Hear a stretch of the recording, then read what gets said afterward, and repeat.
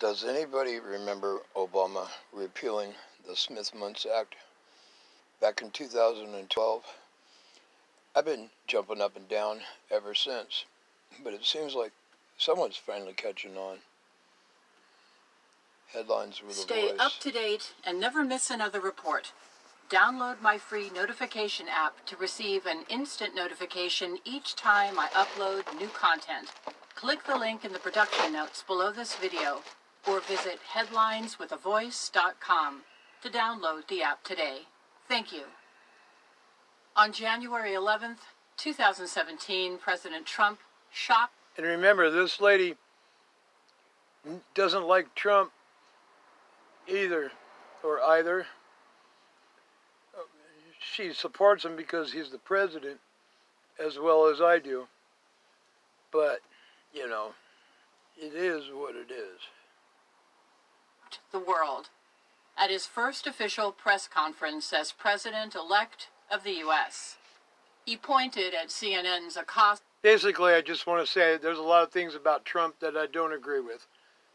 To wrap it up in a nutshell, just real plain and simple. I think it was him, and uttered for the first time that I can remember, quote, "You are fake news," unquote. The headlines at the time claimed that President Trump's personal attorney, Michael Cohen, had traveled to Russia for the purpose of brokering a deal for his client, the president, to build a Trump hotel in Moscow or someplace there. The mainstream media got it wrong intentionally. You see, they were working overtime for their CIA and U.S. intelligence handlers to set up the president.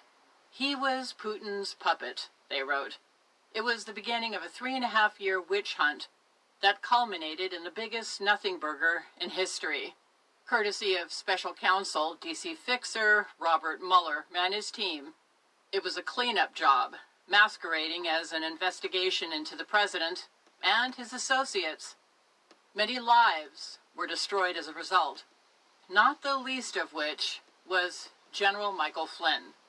I don't have the time to determine how many times President Trump tweeted the term fake news to defend himself against the... I'd be a bigger fan if he actually started draining the swamp, like getting rid of Pelosi, Gavin Newsom, arresting these people, the mayor of New York, Indiana.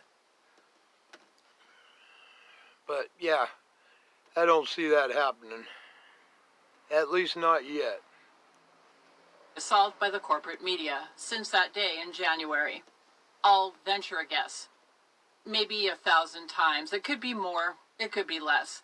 The point is, he has stated precisely what they are and what they engage in over and over and over again. Fake news. Propagandizing the American people. I guess I have to put my... In all that time. Guess I have to put my phone back on top of a paper towel on top of a bag of ice. Apparently, I'm having overheating issues again and again and again.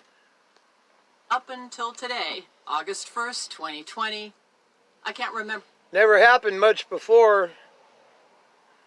For a single instance where the president said anything about actually fixing the problem.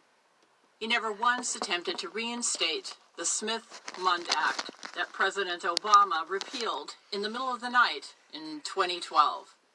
The Smith-Mundt Modernization Act of 2012 allows the United States government to treat the American people as enemies of the state, just as they would treat a foreign enemy. House Resolution 5736 literally on top of a bag of ice. The following declared purpose, quote, to amend the United States Information and Educational Exchange Act of 1948 to authorize the domestic dissemination of information and material about the United States intended primarily for foreign audiences and for other purposes, unquote. In other words, House Resolution 5736 repealed a 1948 law, the Smith-Mundt Act, that made it illegal to propagandize the American people. Fake news was made officially legal in 2012. Many of the political and social problems that we're currently struggling with have been fomented by the fabricated narratives disseminated by the corporate media at the behest of their deep state handlers. So here's my question. Why hasn't President Trump reinstated the 1948 Smith-Mundt Act that makes it a crime to propagandize the American people? The people of this nation are now in a struggle for their corporal, spiritual, and financial survival. At the center of this struggle is a medication that's much maligned by the mainstream media. Courageous physicians have come forward to publicly share their anecdotal evidence regarding success when treating their patients with this medication. The FDA, in March of 2020, authorized the emergency off-label use of this anti-malarial drug after President Trump touted its benefits. The entire economy at that point was well on its way to being shut down completely. Most of the medical industry who are practicing medicine use medications off-label uses of medications, to be precise. Then, in mid-June of 2020, the Food and Drug Administration pulled that authorization. And although the initial authorization and its subsequent revocation was limited to physicians practicing in a hospital setting, the Trump administration's FDA's move to revoke the authorization was disseminated by the propaganda machine far and wide. And when President Trump was made aware of the FDA's reversal, he stated that he was unaware of it. Here's my question. Why hasn't President Trump taken his FDA to task? And one would be hard-pressed to cite examples of propagandizing the American people more outrageous than those disseminated by members of his own task force. I have a question. Why hasn't the president disbanded this group of charlatans? And finally, despite President Trump's advocacy for use of the previously stated medication to treat virus patients, and his recent retweets of doctors that have come forward in the medication's defense as a successful, extraordinarily inexpensive treatment for the outbreak that has destroyed our economy, those physicians, by the way, have been cast into the oubliette of never was, together with President. Because Big Pharma is a big group of people who don't want a cheaper way out.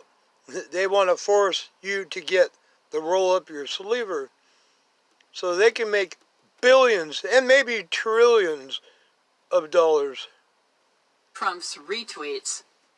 With that in mind, how does a reasonable person square that with the president's recent statement at a roundtable held at the Red Cross headquarters in Washington, D.C., quote, "The military will distribute the vaccine in a very powerful manner," unquote.